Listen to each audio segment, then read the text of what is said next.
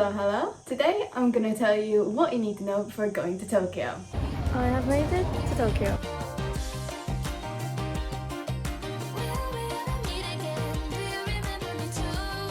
If you haven't seen my face before, hi, I'm Kendra. I do travel vloggy type stuff. If that's what you're into, make sure to hit the subscribe button down below.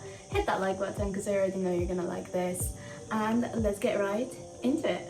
So the first thing that I want to tell you is you are going to want as much time as possible. I spent 1 week in just Tokyo and I feel like even that wasn't enough. So especially if you're going to Japan and looking to do more, I feel like the most common places to go would be Tokyo, Kyoto and Osaka. That's kind of like where the people I met were going or just came from and all that. You definitely need more than a week. I'd be looking more towards 3 weeks to a month if you want to do all of that. Again, it also depends on the places you want to visit. So I wanted to do Mount Fuji, I wanted to do Disneyland and Disney Sea. So that was already 3 days out of my week gone. If you want to do anything like the Super Mario World, anything like that, that's obviously take into consideration that that's going to take a day or two to visit. Now, if you're in a public place, it's advisable not to smoke or eat while you're walking. This was kind of weird for me. Obviously, that's not something we do here. It's perfectly fine to smoke and eat while you're walking, but trying to respect the culture of the place you're visiting, don't do that. There are designated smoking areas and there's also designated non-smoking streets. So before you light a cigarette, just make sure that you're not on one of those streets. It is also recommended that you have some cash on you, especially if you're visiting any of the temples or anything like that. If you want to make any of the wishes. If you've seen my vlog, I'll have that link down below or in the eye. You'd know that I visited a shrine that I could not make a wish or prayer or anything of the sorts that you want to call it to that temple because I did not have cash on me. Other than that though, I didn't really have any issues with paying by card. If you are paying by cash, they'd usually have a little tray that you'd want to put your money in and then they take it off the tray, not necessarily giving them the cash in hand and then giving it back to you. Same thing with the receipt I put in the tray, you just pick it up from there. It's also appreciated that you learn a bit of Japanese. I didn't at the time and again I did not find any issue. If you walk into a 7-Eleven, you're going to be perfectly fine. They're gonna have, or at least the one I frequented, had a translation thing. So you had a picture of a bag, for example, bag in English, bag in Japanese, and what I'm assuming was Chinese to ask you if you want the bag, and then you'd point yes or no. Same thing, can't really get mixed up there, can you? And with that, people will speak to you in Japanese even if you are speaking English to them. So I'd probably pinpoint Disneyland as the place that happened the most. I'd be saying thank you, but it's still very easy to communicate. So if they want you to go on lane 3, they do 3 and signal you to it. Same thing with the bowing. That wasn't anything weird for me really, because when I say thank you, I'd probably give a little nose, just a bit more exaggerated. Again, nothing really too out of the ordinary. You don't need to bend over backwards for it. Just a little is a sign of appreciation. So I do that. Say if I'm leaving the shop I want to say thank you, just do that. But that's again something I do home as well. Another thing would be that everyone I encountered was so nice. Again, like I mentioned, I went to Disneyland and Disney Sea. I obviously can understand that that is a place more so for kids than for me. So if I saw parents with kids, I would let them go on ahead.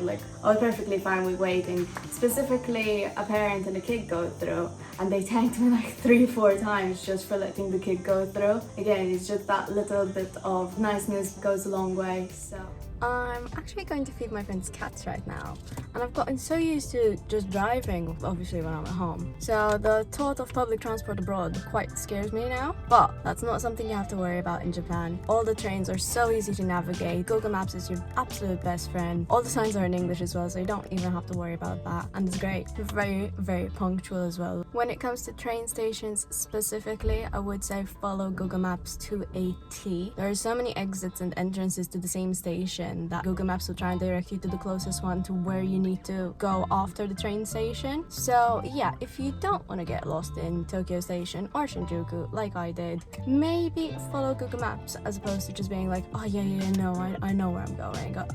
sense of direction, you completely lose it on the ground. So just follow maps and you'll be golden. You might also be wondering, how am I gonna pay? Is it tap in, tap out? What's the deal? Your life hack there is a Suka card. Maybe butchering the name for that, but it's basically you can add it onto your Apple Wallet. I don't know how it works when you're not on an Apple device. I'm sure there's something similar, but basically it's kind of like an Oyster card in the UK. It's a train pass, but you can also use it in convenience shops, for example. I've topped up with I think like 30 euros and I've still got money on mine after a week of traveling about in Japan. So money lost, don't even worry about it. Again, Japan is not expensive. Tokyo, which is the capital city, is not expensive. Anyone who's saying Japan is expensive is lying. That is it. Period. Just a note on the Suka card, train passes though, when you are in the station, make sure you are going through the IC gates. It basically means you're going through the card gates, because mine worked to let me in, but then I got stuck. Apparently I was trying to go through a ticket gate. I don't know, but basically then I had to try and find someone working at the station to let me through. Your money still gets deducted because it's technically trying to let you out. I don't know how it works, but it gets sorted. It's just when I was going through, there are like 3 of the like little booths that people were meant to be in that they weren't in. So then I also got lost again. It was a reoccurring theme. I did tell you I was feeding my friend's cats. As if I'm not gonna show you that. No idea what's back? Take an extra luggage with you. So I actually bought this one from Japan because I ran out of space. My biggest advice when it comes to shopping, take an empty luggage with you or be prepared to buy one, because you are going to find so much that you're gonna want to buy and you're not gonna want to be thinking, oh, but will that fit? As for weather, I was there in November and I was perfectly fine in like jeans and a long sleeve, except for the Mount Fuji day trip. It gets cold on a mountain. Sounds obvious. It's cold on the mountain, guys. So make sure you're taking layers or be prepared to buy them. Honestly, some of the best clothes I've bought were the thermals, like the thermal layers I bought from Japan, and also the weatherproofing stuff. Love it, absolutely obsessed with it. It's functional and fashionable, which I don't know about where you're from, but they don't do that very well here.